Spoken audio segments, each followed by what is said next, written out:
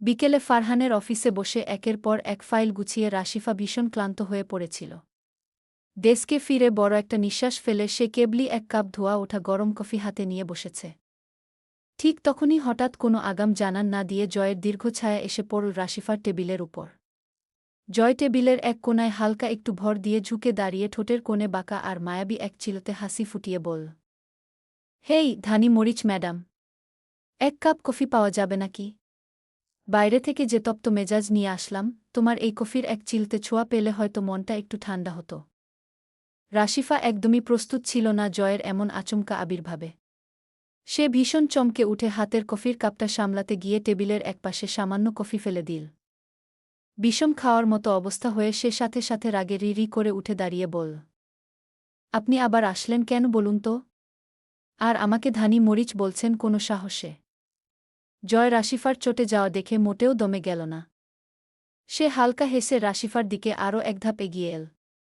রাশিফার কানের খুব কাছাকাছি নিজের মুখটা এনে একদম নিচু ও ফিসফিসানি কণ্ঠে বলল, কারণ তোমার এই চোখমুখ লাল করা রাগটাই তো তোমার আসল বিউটি মিস রাশি। জয়ের এত কাছাকাছি আসার উষ্ণ ছোঁয়ায় রাশিফা তড়িঘড়ি গা বাঁচিয়ে এক পা পেছনে সরে দাঁড়াল। নিজের গালের লালচে ভাবটা লুকানোর বানোয়ার চেষ্টা করে সে কড়া কণ্ঠে বলল, যাতায়াতের রাস্তায় বসে ফালতু বকা বন্ধ করুন। যদি কোনো কাজ না থাকে তবে নিজের বাড়ি যান। আমি কিন্তু এখন মাহির ভাইকে ফোন দেব। রাশিফার মুখে মাহিরের নাম শোনামাত্রই হালকা একটু চমক লাগলেও সে মোটেই পিছাল না। পকেটে দুহাত গুজে বিন্দাস ও রাজকীয় ভঙ্গিতে বলল, দাও ফোন, এখনই দাও। মাহির ভাইকে কল করে স্পষ্ট বলো যে তার আদুরে বোনকে চোখের দেখা দেখতে এক পাগল হবু জামাই এসে বসে আছে। বিশ্বাস করো, মাহির ভাই তোমাকে আর আমাকে একসাথে দেখলে কোনো কুফরি কালাম পড়তে পারবে না, উল্টো মহা আনন্দে 10 কেজি মিষ্টির অর্ডার দেবে। রাশিফা নিজের চোখ জোড়া বড় বড় করে বলল, কি? আপনি কতটা বেহায়া আর নির্লজ্জ হলে এসব ফালতু কথা বলতে পারেন? আমি আপনার মতো লোকের সাথে 1 সেকেন্ডও কথা বলবো না। পাগল কোথাকার! রাশিফার কথা শুনে জয় গুনগুন করে গেয়ে উঠল, পাগল পাগল মন আমার, তোমায় শুধু খোঁজে, কিছুই সে বোঝে না। চায় তোমায় কাছে রাশু, চায় তোমায় কাছে। জয় গানটা গাইতে গাইতে হঠাৎ করে রাশিফার এতটাই কাছাকাছি চলে এল যে তাদের মধ্যে সামান্য দূরত্বটুকুও মিলিয়ে গেল। রাশিফার বুকের ভেতর হৃদস্পন্দনের গতি আচমকা দ্বিগুণ হয়ে গেল। জয় পরম মমতায় হাত বাড়িয়ে রাশিফার এলানো নরম চুলগুলো সরিয়ে কানের পেছনে গুজে দিল। তার চঞ্চল চোখের বদলে গভীর গম্ভীর অথচ পরম ভালোবাসা টানে ফিসফিস করে বল, চোখে ওই কাজল দেওয়াটা একটু কমাও রাশি। কারণ এই কাজলকালো চোখ দিয়ে তুমি যখন রেগে আমার দিকে তাকাও, তখন সত্যি বলছি, আমার আর নিজেকে ধরে রাখা সম্ভব হয় না। এক মুহূর্তে একনিষ্ঠ ও প্রজ্ঞাপ্রেমিক হয়ে যেতে ইচ্ছে করে। দাও না সেই সুযোগ। কথাটা শেষ করতেই জয় রাশিফাকে কোনো কিছু ভেবে ওঠার বা উত্তর দেওয়ার সুযোগ না দিয়ে আলতো এক চোখ টিপে মুচকি হেসে রাজকীয় চালে কেবিন থেকে বেরিয়ে গেল। আর রাশিফা নিজের বুকের উপর হাত রেখে স্তব্ধ হয়ে দাঁড়িয়ে রইল। জয়ের ফেলে যাওয়া ঘ্রাণ আর কথায় তার হৃদস্পন্দন তখন অনিয়ন্ত্রিতভাবে বেজে চলেছে। অন্যদিকে কক্সবাজারের দীর্ঘ ভ্রমণ শেষে নিজেদের ঢাকার অভিজাত ফ্ল্যাটে ফিরে এসেছে মাহির আর রুবা। ট্রাভেলিংয়ের দীর্ঘ ক্লান্তি ঝেড়ে ফেলতে রুবা একটু ফ্রেশ হয়ে ঘরে ঢুকে দেখে মাহির সোফায় হেলান দিয়ে বসে বেশ মনোযোগ দিয়ে ল্যাপটপে অফিসের জরুরি কাজ করছে। রুবা কোনো শব্দ না করে আলতো পায়ে পেছন থেকে গিয়ে নিজের দুহাত দিয়ে মাহিরের গলা নিবিড়ভাবে জড়িয়ে ধরল। মাহির ল্যাপটপ থেকে চোখ সরিয়ে পেছনে থাকা রুবার তুলতুলে হাতের উপর নিজের হাত রাখল। মুচকি হেসে বলল, কি ব্যাপার বার্ড? হুট করে এত ভালোবাসার জোয়ার কিসের? আবার নতুন কোনো আবদার বা বায়না ঝুলছে নাকি মনে?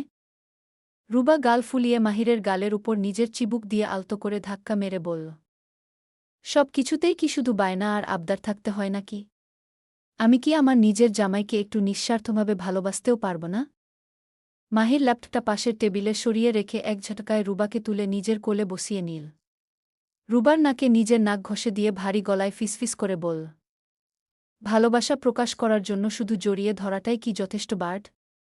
নাকি গভীরে আরও কিছু প্রকাশ করা বাকি রয়ে গেছে? রুবা লজ্জায় লাল হয়ে মাহিরের সুগঠিত চড়া বুকের মাঝে নিজের মুখটা লুকিয়ে ফেলে বলল, আপনি দিন দিন ভীষণ অশব্দ হয়ে যাচ্ছেন হিটলার বর। মাহির হেসে উঠে রুবাকে বাহুডোরে আরও শক্ত করে জড়িয়ে ধরে বলল, তোমার এই অসভ্য বরটার অসভ্যতামি সারা জীবন হাসিমুখে সহ্য করতেই হবে জান, কারণ তুমি যে আমার একমাত্র অর্ধাঙ্গিনী। কিছুক্ষণ পর মাহির রুবাকে কোলে নিয়ে এসে ড্রয়িংরুমের বিশাল সোফায় বসল।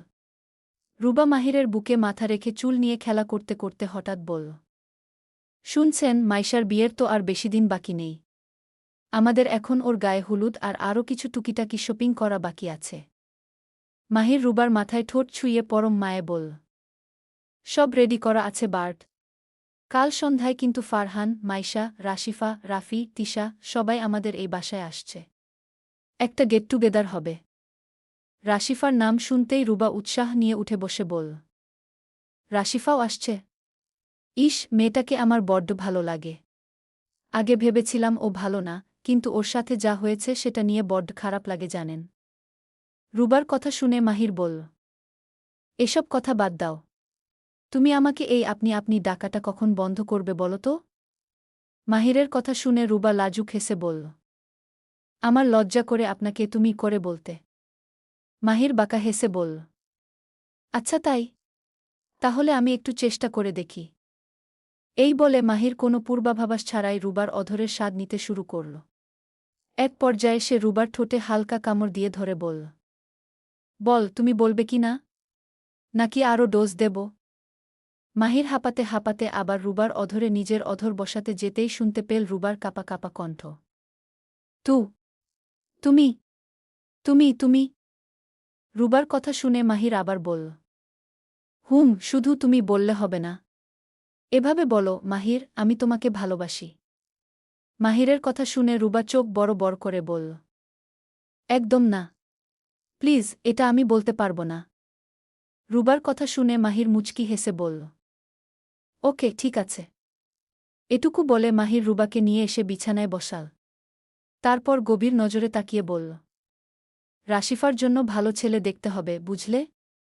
মাইশার বিয়ের পরপরই ওরও বিয়ে দেওয়ার ব্যবস্থা করতে হবে। কথাটি শেষ করেই মাহির রুবাকে একটানে আবার নিজের চওড়া বুকের উপর এনে ফেল। ঢাকার অভিজাত কনভেনশন সেন্টারের বিশাল হলঘরটি আজ রঙিন আলোর ঝলকানিতে উজ্জ্বল হয়ে উঠেছে।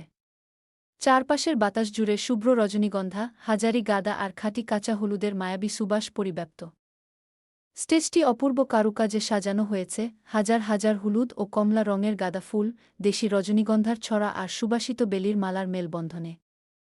উপরে ঝুলছে সোনালি ঝালরের রাজকীয় শামিয়ানা, আর স্টেজের পেছনে ফুলের সুবিন্যস্ত নকশার মাঝখান দিয়ে দেখা যাচ্ছে কাচের তৈরি ঝাড়বাতির আলোর দুটি। পুরো হল ঘরে ছড়িয়ে পড়েছে এক উৎসবমুখর আনন্দঘন পরিবেশ। মাইশাকে এনে বসানো হয়েছে স্টেজের ঠিক মাঝখানের রাজকীয় কাঠের দোলনাটায়। মাইশার পরনে আজ হলুদ আর সবুজ কম্বিনেশনের একটি খাঁটি কাঞ্জিভরম লেহেঙ্গা, যার পুরো পাড়ে সূক্ষ্ম জরি ও চুমকির নিখুঁত কারুকাজ। তার চুলে শোভা পাচ্ছে জাঁকজমকপূর্ণ বেলি ও গাঁদা ফুলের টিকলি, কানে ঝুলছে তাজা ফুলের ঝুলন্ত ঝুমকো, আর গলায় কাঁচা হলুদের পাপড়ি দিয়ে তৈরি অনবদ্য হার। হালকা মেকআপ আর গোলাপি ঠোঁটের অম্লিন হাসিতে মাইশাকে ঠিক যেন এক স্বর্গের পরী মনে হচ্ছে। অন্যদিকে রুবা পরেছে শ্যাওলা সবুজ রঙের পৈঠানি শাড়ি, কন্ট্রাস্ট করে পরা লাল সুতির ব্লাউজ আর কানের পাশে গুজে রাখা সদ্য ফোটা লাল গোলাপ তাকে অনবদ্য রূপ দিয়েছে। হালকা মেকআপের রুবাকে দেখে যে কারো চোখ আটকে যেতে বাধ্য। তিশার পরনে বাসন্তী রঙের ফ্লেয়ার্ড সারারা, আর রাশিফা সেজেছে হালকা হলুদ রঙের অর্গানজা শাড়িতে, যার পাড়ে কাজ করা মেটালিক সিকুয়েন ঝলমল করছে।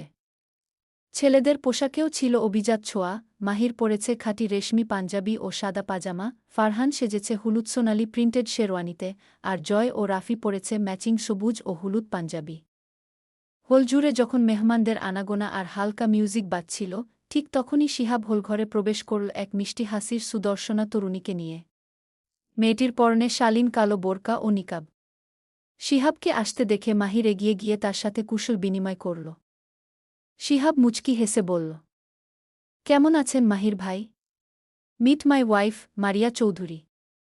অতঃপর মারিয়ার দিকে তাকিয়ে বলল, মারিয়া, ইনি মাহির ভাই, যার কথা তোমাকে প্রায় বলতাম। শিহাবের কথা শুনে মারিয়া বোরকার আড়াল থেকেই মাহিরকে অত্যন্ত ভদ্রভাবে সালাম দিল।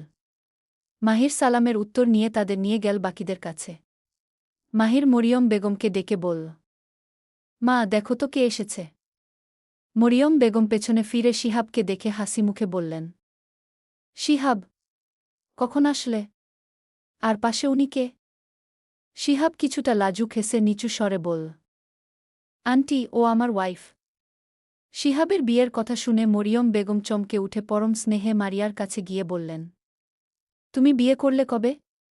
আর নিয়াজ সাহেব ছেলে বিয়ে করালেন অথচ আমাদের কিছুই বললেন না? মূলত অনুষ্ঠানস্থলে শিহাবদের দেরি হচ্ছে দেখে নিয়াজ সাহেব আগেই চলে এসেছিলেন, যা নিয়ে শিহাব মনে মনে বাবার উপর কিছুটা বিরক্ত হয়েছিল। মারিয়া সালাম জানিয়ে নম্রভাবে বলল, আসলে বাবা বলেছিলেন চলে আসতে। আমি নতুন জায়গায় একা আসতে চাইনি, তাই শিহাবের সাথেই একবারে চলে এলাম।